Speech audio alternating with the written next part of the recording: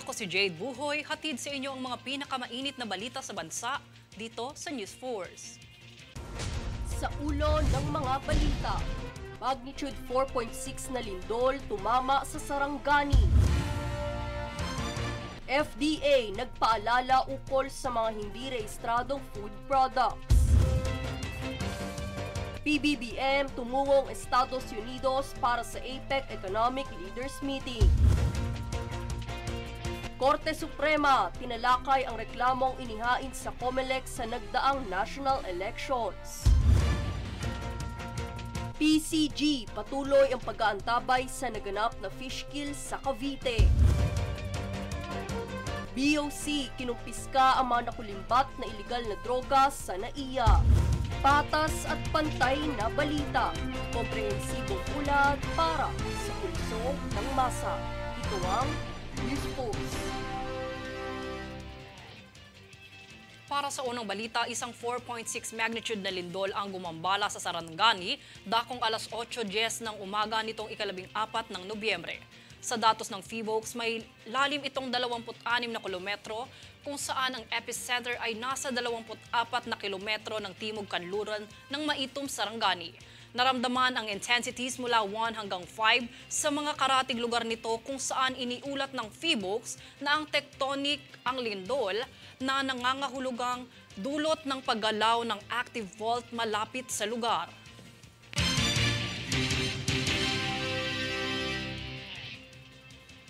Balitang pangkalusugan alinsunod sa pagdiriwang ng World Pneumonia Day, ang Department of Health o DOH na kinatawan ni Undersecretary Dr. Enrique Tayag at Dr. Janice Bonoan Macazo ng DOH Disease Prevention and Control Bureau ay dumalo sa unang anibersaryo ng Raising Awareness on Influenza to Support Elderlies or RAISE Coalition. Binigyang diin ng stakeholders forum ang dedikasyon ng mga medical na organisasyon, kinatawan ng senior citizen, civil society organization at iba pang katuwang sa pagpoprotekta sa kalusugan ng mga matatanda sa pamamagitan ng angkop na napapanahong pagbabakuna alinsunod sa isang 8-point action agenda, pag-iwas ng sakit ng ahensya.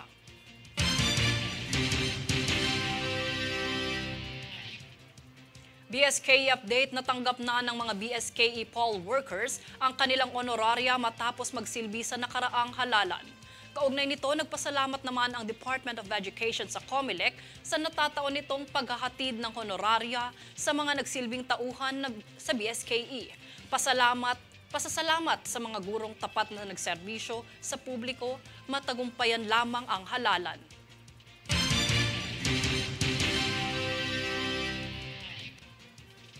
Matapos ipatupad ng MMDA ang mataas na multa para sa mga lalabag sa EDSA bus lane, siniguro ng PNP na pati ang mga kapulisan na lalabag ay hindi makakalusot sa paghuli.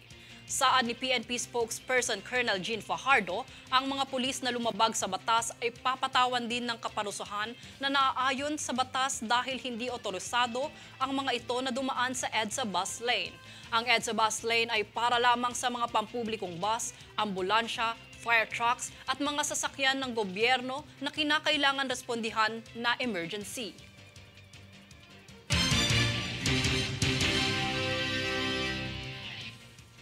Samantala, umabot na sa 252 milyong piso halaga ng tax liability ng sigarilyo ang natimbog ng Bureau of Internal Revenue o BIR sa Davao nitong kamakailan lang. Ayon kay BIR Commissioner Romeo Lumagi Jr., ang nasabing operasyon ay binubuo ng 717 na master cases na katumbas ng tinatayang 350,000. Pagtitiyak ni Lumagi, patuloy na pinoprotektahan ng ahensya ang mga sumusunod na nagbayad ng buwis at papanugutin naman ang mga gumawa ng iligal na gawain.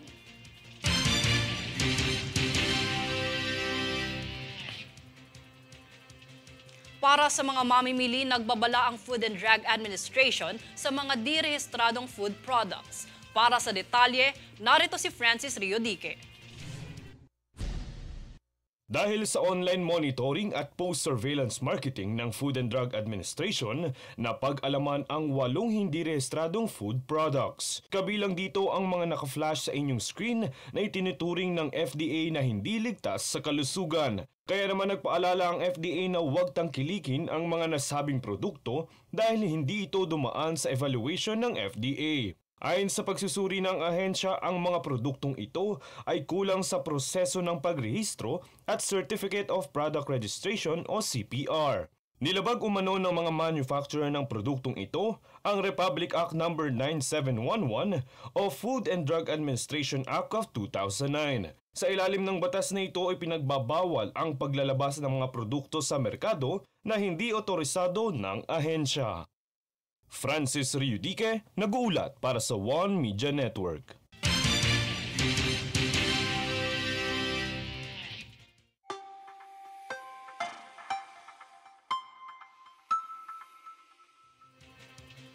Sa ating ulat panahon, mananatiling makakaapekto sa Timog Luzon ang shear line, gayon din ang hamihan na mararamdaman sa Hilaga at Gitnang Luzon.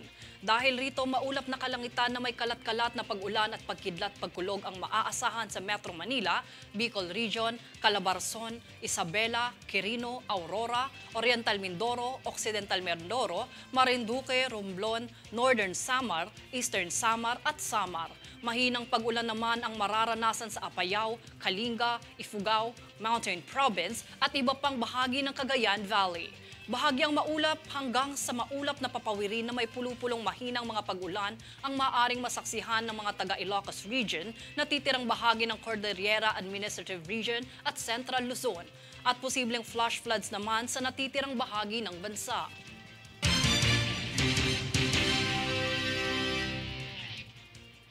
Susunod sa News Force. Senado ipinatupad ang karagdagang 48 million pesos halaga ng budget para sa DSUD.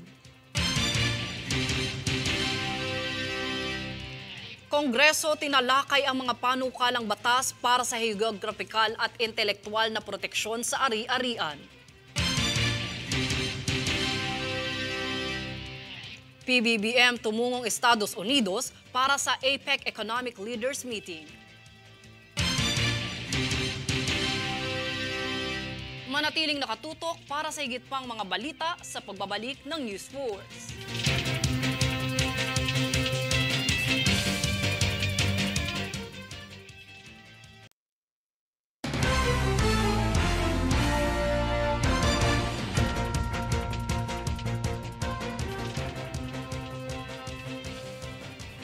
Sa pagtungo ni Pangulong Bongbong Marcos sa Estados Unidos para sa APEC Economic Leaders Meeting, nagpahayag ito ng kanyang mga layunin. Yan ang balitang hatid ni Daniza Lopez. Sa pagbisita ni Pangulong Ferdinand Bongbong Marcos Jr. sa Estados Unidos, inilahad niya ang kanyang mga layunin para sa 30th Asia-Pacific Economic Cooperation o APEC Economic Leaders Meeting. Ayon sa Pangulo, ang nasabing okasyon ay mula sa imbitasyon ni US President Joseph R. Biden para ipresenta ang Pilipinas sa prestiyosong plataporma ng Asia-Pasipiko ukol sa kalakalan, pamumuhunan at ekonomiya.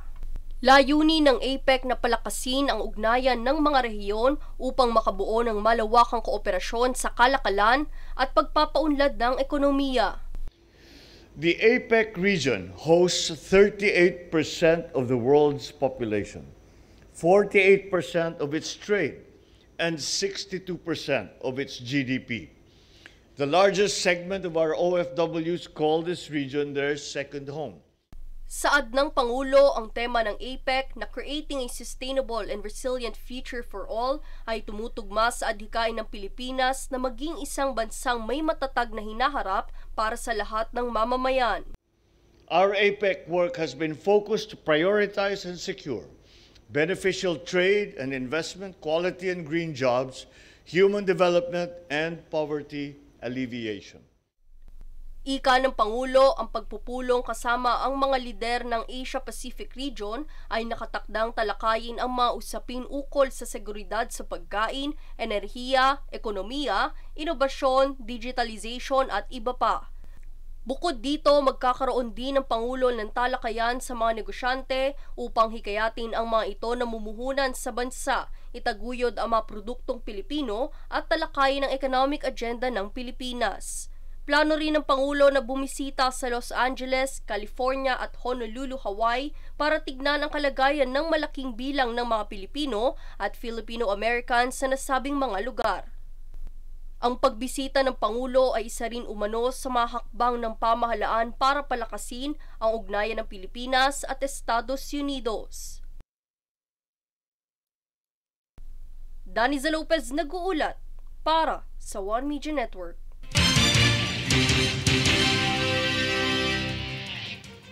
Sa ibang paksa naman, hinimok ni Pangulong Bongbong Marcos na patuloy na pagyamanin at palaguin ng Philippine Fiber Industry Development Authority o PhilFIDA ang estado ng Pilipinas sa fiber industry.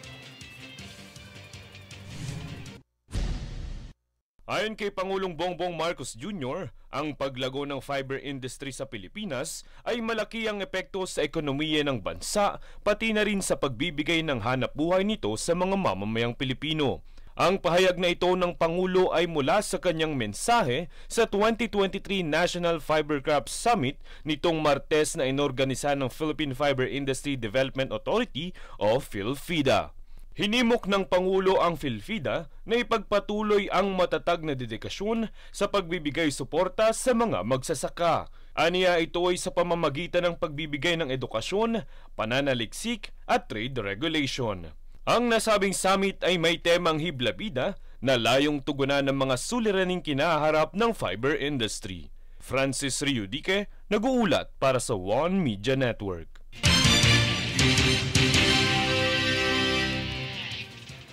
Matapos may pahayag ni Senador Risa Hontiveros ang paglalaan ng pondo sa iminungkahing budget para sa Department of Human Settlements and Urban Development o DSUD, nakapagsunduan ng ipatupad ito sa susunod na taon sa ilalim ng General Appropriations Act upang matugunan ang pangangailangan ng mga benepisyaryo ng 4PH program o pabahay para sa pamilyang Pilipino. Ayon sa deliberasyon kahapon, mayroon ng karagdagang 48 milyong pisong pondo na nagre-resulta sa kabuuang higit 6 na bilyong piso para sa layunin ng DSUD.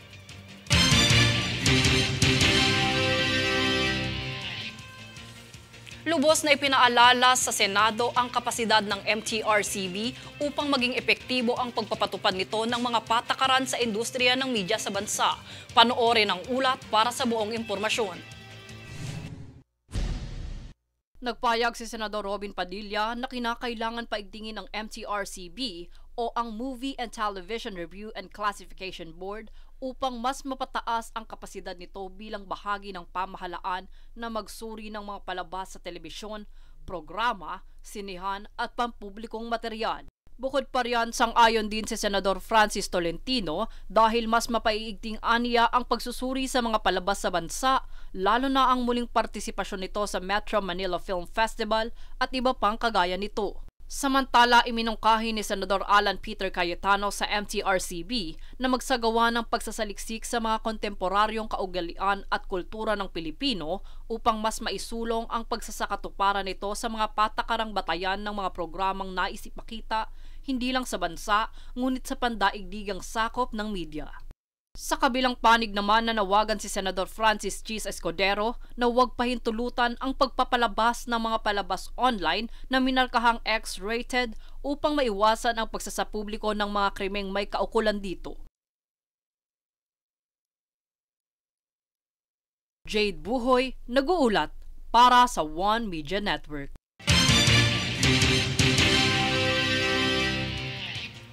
Samantala, sa naganap na pagpupulong sa Kongreso, laman ng diskusyon ang pag-e-extend ng copyright terms hanggang 70 taon. Gaya ng 73 mga bansa sa mundo, kabilang na ang pagpoprotekta sa geographical na indikasyon ng mga produkto sa bansa. Ang detalye tutukan sa ulat ni Princess Castro. Pinamunuan ni House Committee on Trade and Industry Representative Mario Vittorio Marvi Marino ang pagpupulong kahapon ika-14 ng Nobyembre hinggil sa pagbabago ng mga substitute bills na 799, 888, 2672, 3838 at 7028. Kaugnay nito ang paglalatag ng mga suhestyon at komento sa mga naturang panukalang batas. Isinulong sa Kongreso ang karagdagang taon sa intellectual property rights ng mga inventor, performers, partikular na ang industriya ng musika sa bansa. Samantala, inapilahan naman ito ng ilang mga opisyal kung saan iminungkahi nilang ang 50 taon na minimum na copyright protection ay sapat na upang kumita ang mga owner nito sa kanilang mga likha. Giit ni Attorney Rick Blancaflor, former Intellectual Property Office Director General, na kung ito ay palalawigin sa 70 taon, ito ay katumbas ng 3 henerasyon kung saan magkakaroon ng karagdagang oportunidad ang mga owners kung sakaling ito ay maaprubahan.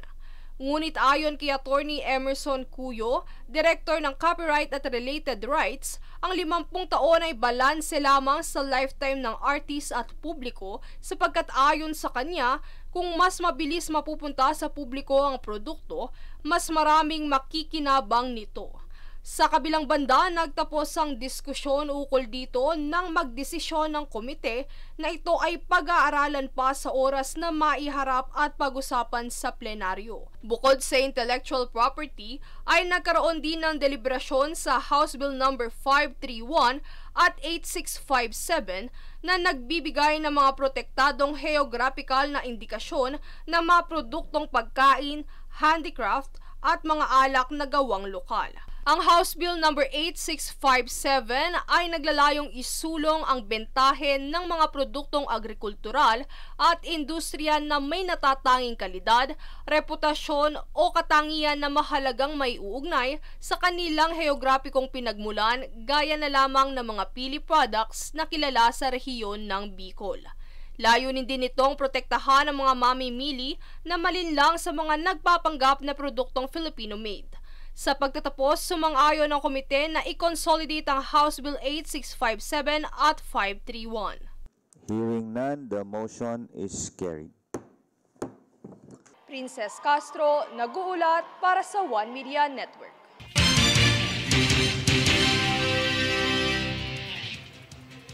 Kwenesyon ng isang party list group ang pagpayag ng COMELEC na manominado bilang isang party list group candidate ang dating komisyoner sa nakaraang pambansang halalan. Tutukan ang ulat ni Princess Castro. Nagkaroon ng isang oral argument ang Korte Suprema kamakailan kung saan tinalakay ang pagtanggap ng COMELEC na magdagdag ng nominado upang punan ang mga de facto na bakanteng posisyon.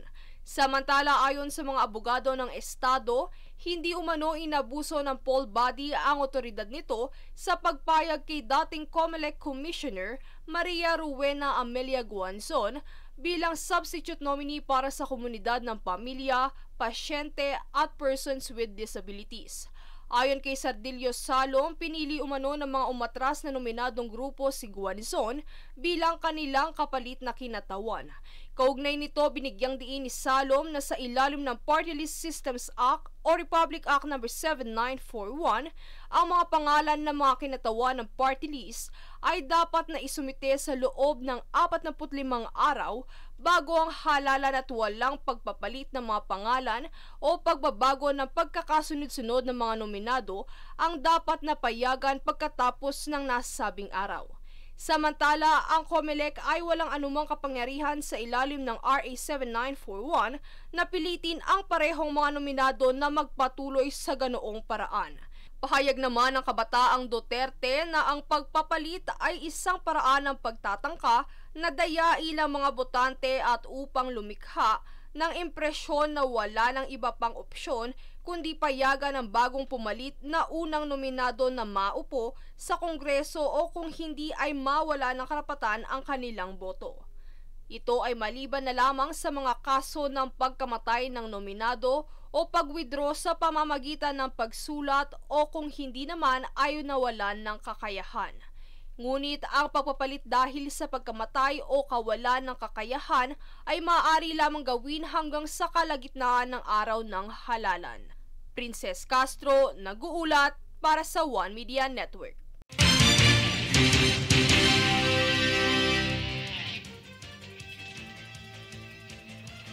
Ang Department of Tourism o DOT ay makikibahagi upang masuportahan ang mga hotel sa pagtaas ng pamantayan para sa sektor ng hospitalidad ng bansa. Ayon kay DOT Secretary Cristina Frasco, dadagdagan ng gobyerno ang pagsisikap nitong isulong ang human capital development sa pamamagitan ng upskilling at mga inisyatiba tulad ng Filipino Brand of Service Excellence.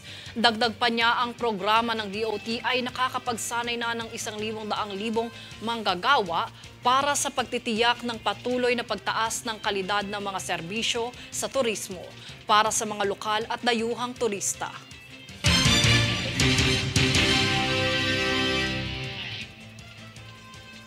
Susunod sa News Force. EMB isasagawa ang Youth Climate Congress para palakasin ang kamalayan sa kapaligiran.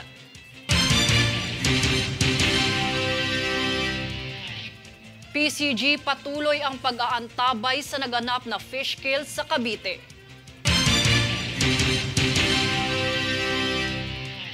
Quezon City Mayor Joy Belmonte nais paigtingin ang implementasyon ng Anti-Cybercrime Act. Manatiling nakatutok para sa higit pang mga balita sa pagbabalik ng News Force.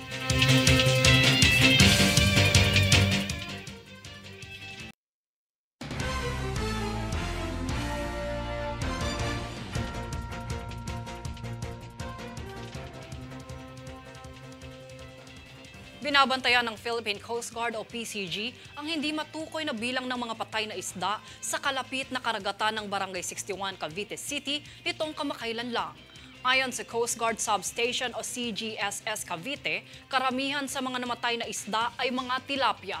Inatasan ng PCG National Headquarters ang CGSS Cavite na ipagpatuloy ang monitoring at magsagawa ng karagdagang incident assessment.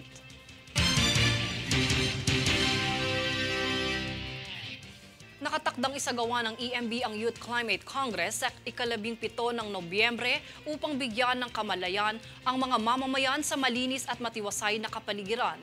Yan ang balitang hatid ni Daniza Lopez. Sa pagdiriwang ng National Environmental Awareness Month, isasagawa ng ahensya ng Department of Environment and Natural Resources o DNR sa rehiyon ng Western Visayas na Environmental Management Bureau o EMB ang Youth Climate Congress. Nakatakda itong ganapin sa nalalapit na ika-17 ng Nobyembre bilang parte ng Virtue of Republic Act No. 9512 o kilala bilang Environmental Awareness and Education Act of 2008. Bukod sa pagpapalakas ng kamalayan ng mga kabataan sa kalikasan at kapaligiran, layunin din ito na ipakita ang kayamanan ng Pilipinas sa saribuhay at ipakita ang kalagahan ng kalikasan. Dito rin ay pag-uusapan ng mga hamon na kinakaharap ng kapaligiran sa polusyon, pagkasira ng mga likas na yaman at pagbabago ng klima. Paliwanag ni EMB6 Regional Director Attorney Ramar Neil Pascua, nararapat lang na isama ang mga kabataan sa mga usapin ukol sa kalikasan at kapaligiran upang maprotektahan nito ang hinaharap at isulong ang sustainable development. Daniza Lopez nag-uulat para sa One Media Network.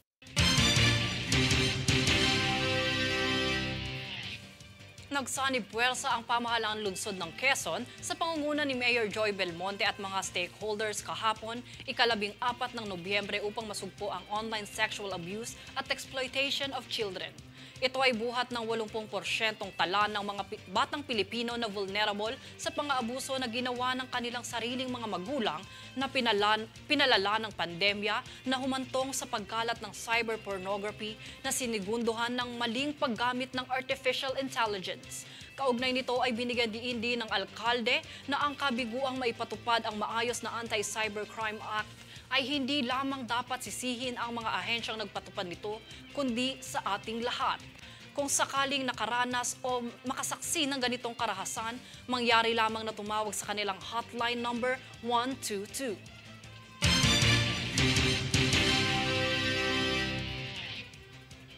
Matapos lumapag ang pinaghihinalaang kargo sa NAIA, tinimbog ito ng BOC at napag-alamang mayroong sinususpetsyang iligal na droga. Panoorin ang ulat para sa buong impormasyon. Noong ikasyam na araw ng Nobyembre, natimbog sa Ninoy Aquino International Airport o NAIA ang kargong naglalaman ng iligal na droga kung saan ito'y napag-alamang ikinubli bilang vitamins, baby wash at body wash sa warehouse ng DHL Express Gate. Base sa Bureau of Customs o BOC, matapos dumaan sa X-ray scanner ang kargo, dito na pagtanto ng mga operatiba na naglalaman ito ng 975 piraso ng ecstasy at nagkakahalagahan ng higit sa 1,600,000 piso. Dahil sa krimeng ito, haharap ang shipper at consignee sa patuloy na investigasyon ng kaso ukol sa posibilidad na paglabag sa Customs Modernization and Tariff Act. Matapos nito, nagpahayag naman si BOC Commissioner Bienvenido Rubio na paiigtingin pa ng ahensya ang kanilang mga hakbangin upang masigurado ang kaligtasan ng bansa laban sa iligal na droga. Jade Buhoy, nag-uulat para sa One Media Network.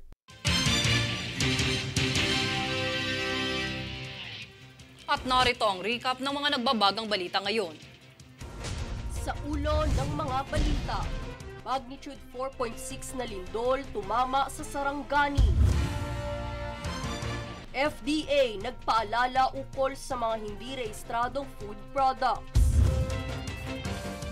PBBM tumungong Estados Unidos para sa APEC Economic Leaders Meeting. Korte Suprema tinalakay ang reklamong inihain sa COMELEC sa nagdaang national elections. PCG patuloy ang pag-aantabay sa naganap na fish kill sa Cavite.